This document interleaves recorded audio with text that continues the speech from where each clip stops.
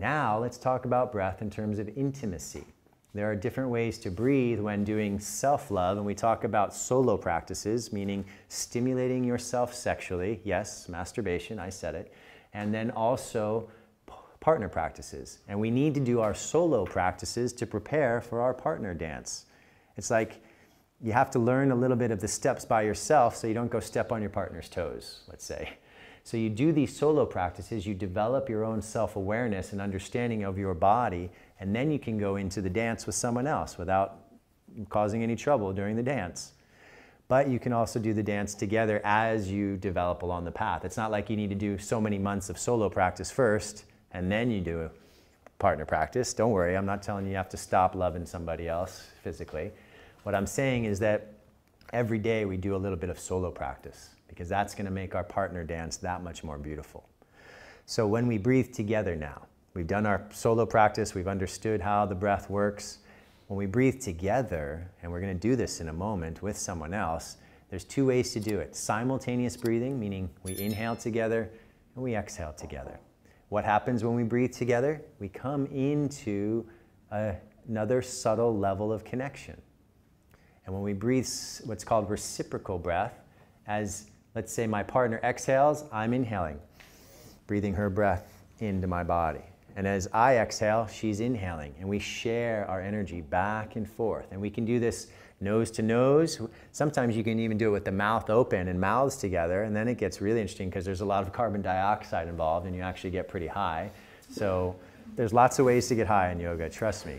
I want to go teach in drug rehab centers how to get high with yoga eventually. So the idea is that we start to learn to bring the breath into lovemaking. Okay, we can also do this while we're doing our self-love-making skills, because we use the breath to then move the energy through the body. I build a bunch of energy here through my self-stimulation. Do I just want it to sit at the second chakra?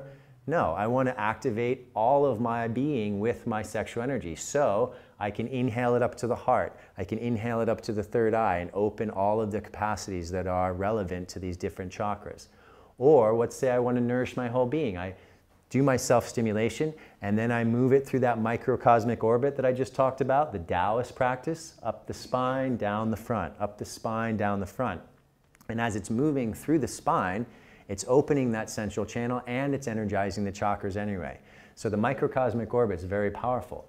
And what's really beautiful is when you start to do microcosmic orbit with your partner in lovemaking. So that's a little tough to do while you're moving, but you go into energizing the being through lovemaking, and then you come to a place of stillness and you do a microcosmic orbit together. So we start, let's say someone chooses the guiding role, and we bring the awareness to the genitals, the yoni and the lingam, and I say, okay, let's begin.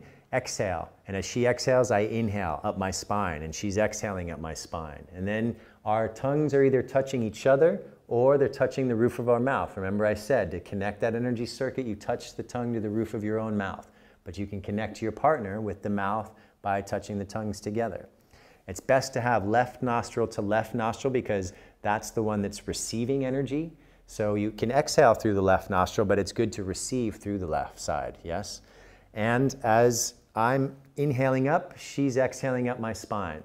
Then she's inhaling, and I'm exhaling down her spine, and we create a microcosmic orbit that unites the two of us. Now remember, we often want to bring the energy up through the spine, so I just had my turn of bringing the energy up my spine. Now it's her turn. So she inhales up her spine as I exhale up her spine. Then I inhale down mine, or excuse me, exhale down mine as she inhales down mine. So you see what I'm saying? We're reciprocating each other. We're sending the breath, and we're creating this incredible microcosmic orbit that's now joining two beings into one energy circuit. We call it one circle of light. So by breathing together, we create this deeper connection. And that also creates a sense of expansion, because now it's not just my energy field, it's mine joined with another. And if we're in that masculine and feminine role, it becomes the union of Shiva and Shakti, of that masculine and feminine energy coming together to become one beautiful force field of energy. And when we do this, as I was mentioning before, extremely healing. You're removing blockages in your body, in your emotions, in your mind, and in your energy chakras by breathing together. You get much more powerful energy together. This is why Tantra taps into sexuality, because here's an energy that's now so much stronger than the energy you had when you were alone. Sure, you can do the whole path alone, but it's rather dry and lonely. Now let's bring the lovemaking into it and utilize something that we already want to do and have fun with, but bring it into the spiritual development of our being. It's a good way to evolve.